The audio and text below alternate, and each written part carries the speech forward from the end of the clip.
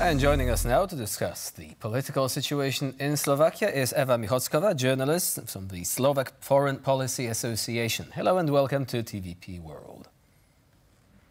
Hello, thank you for having me. So let's begin with the European elections. Now, the outcome of these elections came as a bit of a surprise. Many people expected Mr. Fico to actually get a sympathy vote following the assassination attempt. And the opinion polls indeed suggested that that would be the case. However, in the end, it was Progressive Slovakia, the party opposed to Mr. Fico, that has managed to triumph. So what do you make of that?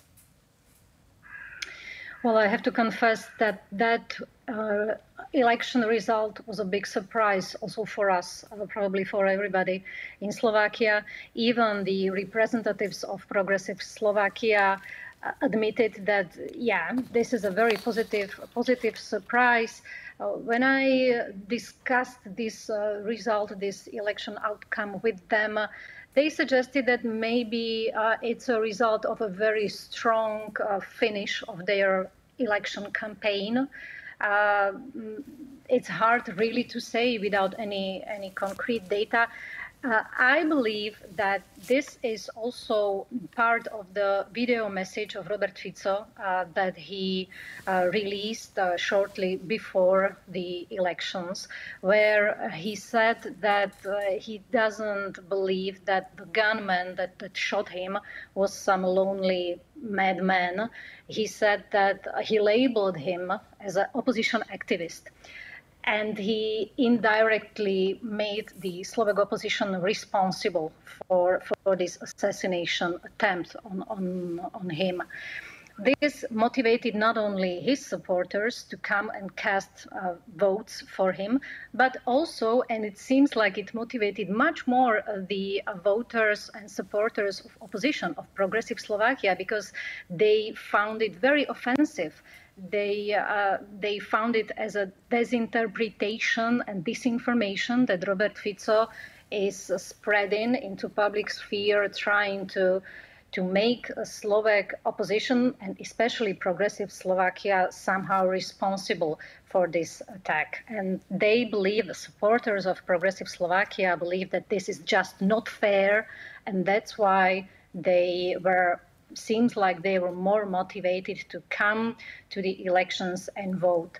But there is one more factor that I would like to mention, is that European elections are different than presidential or parliamentary elections. They have lower turnout, they have younger voters, younger electorate coming to these elections, and this plays in favor of Progressive Slovakia if we compare it to Smer party.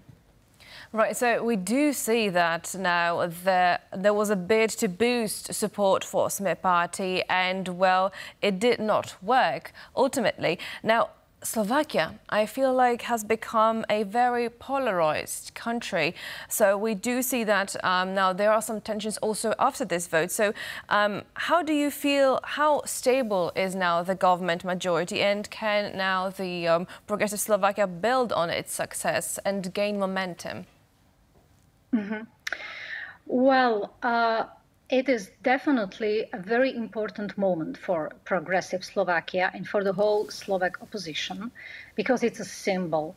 Their victory at the European elections is a symbol that also somebody else, some other political force, is able to win national elections in Slovakia. This is a very important boost for their voters, also for themselves, for representatives, politicians of opposition.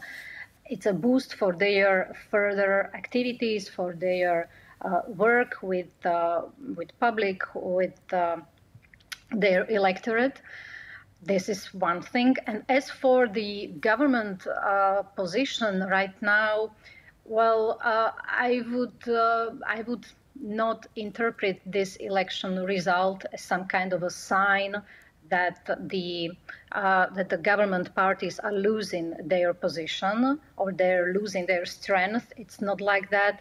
As I said, European elections are different than other national elections, And this result cannot be interpreted as a sign that the government is losing support. It is still very stable. It holds its majority in the parliament, despite the fact that the junior party, SNS, Slovak National Party, has really suffered a severe blow in these European elections because it has not garnered, or it garnered less than 2%. So this is really humiliating for them.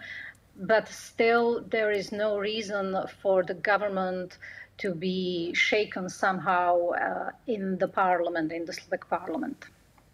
So now the Smer party has acknowledged the fact that they were beaten in these elections. They congratulated Progressive Slovakia, but they were also trying to spin this narrative that despite all this, most Slovak MPs are going to be of a more conservative variety, that they are signalling, or the voters are signalling by choosing them, that the European Union needs to change its course. And it's a common enough narrative for many populist parties, that they are saying, look, the Green Deal is not the right direction.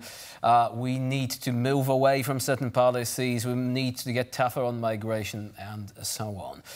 But do you think that these are really, legitimate concerns that these parties are going to pursue? We also have the problem of these parties often having a pro-Russian stance. And at this critical juncture, with the war in Ukraine still in full swing, do you believe that countries such as Slovakia will influence the way the European Union is operating in a positive way? Or will it be a case of basically the EU finding it more and more difficult to pursue its objectives because of populist parties gaining in significance? Mm-hmm. Well, Slovakia is a small country with limited number of MEPs. This is the first thing, which is an obvious fact. Another obvious fact is that, as you said, there is an obvious rise of far-right parties, of Eurosceptic parties, of national conservative parties or representatives, politicians, as Smer has said, that are against the Green Deal as it is being performed right now. I believe that there will be some re-evaluation of some partial policies stemming from the Green Deal. We don't know yet how it will look like in reality, and no doubt that Slovak MEPs representing Smer or Hlas will be part of these efforts to weaken all these green initiatives on the European soil.